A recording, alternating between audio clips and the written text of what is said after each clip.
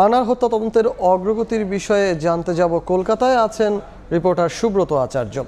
সুব্রত, ঢাকার বিভিন্ন গণমাধ্যম বলছে সঞ্জীবা গার্ডেন্সের সুয়ারেজ লাইন থেকে এমপি আনারের মরদেহের খণ্ডিত অংশ পাওয়া গেছে। এটা কি আনারের মরদেহের অংশ বিশেষই কিনা? আপনি আসলে কি জানতে পেরেছেন? আপনারা সারাদিন ধরে আমাদের গোয়েন্দা প্রধানের তৎপরতা দেখেছেন সময় টেলিভিশনের পর্দায়, এবং আপনাদের একটা গুরুত্বপূর্ণ তথ্য এই মুহূর্তে আমি জানিয়ে দিতে চাই যে হয়তো এত সময় ধরে আপনারা যে তথ্যের জন্য অপেক্ষা করছেন সেই তথ্যের হয়তো অনেকটাই এগিয়ে গিয়েছে। ইতিমধ্যেই কিছুক্ষণ আগে আমার সঙ্গে গোয়েন্দা প্রধানের কথা হয়েছে। তিনি বলেছেন যে প্যান থেকে মানে সোয়ারেজের যে প্যান, সেই টয়লেটের যে প্যান, সেই প্যান ভাঙার কাজ হয়েছে, কাজ করেছে কিছু কয়েকজন শ্রমিক এবং সিআইডি উপস্থিত ছিল। সেখান থেকে কিছু মাংসের খণ্ড বা মাংসের যেটাকে বলে পিস অফ মাংসের যে খণ্ড, সেটি সেখান থেকে পাওয়া গিয়েছে।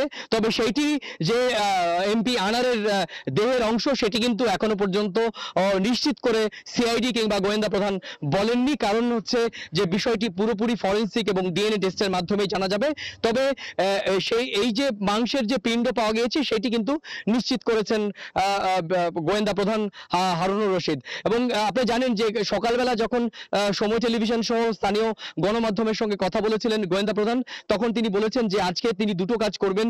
একটি হচ্ছে যে আবাসনে এই নিউ টাউনের অ্যাকশন এরিয়ার যে 56 বিউ যে ফ্ল্যাটে এমপি আনার খুন হয়েছেন বলে বলা হচ্ছে, সেই ফ্ল্যাটের যে বাথরুম টয়লেটের প্যান ভাঙা হবে এবং অন্যটি আরেকটি খালে তল্লাশি হবে, সেটি কিন্তু অব্যাহত হয়েছে। এবং তারপরে এখনো পর্যন্ত কিন্তু এই মাংস পিণ্ডের কথা উদ্ধারের কথা কিন্তু এখনো পর্যন্ত বলা হচ্ছে, এবং পরবর্তীতে জানা যাবে সেটি আসলে এমপি আনারের মাংস কিনা বা অন্যান্য বিষয়। তো এই ছিল আমার কাছে এই এমপি আনারের মৃতদেহের খণ্ডাংশ বা ক্ষুদ্রাংশ উদ্ধারের আমার কাছে থাকে এখনো পর্যন্ত সবশেষ তথ্য।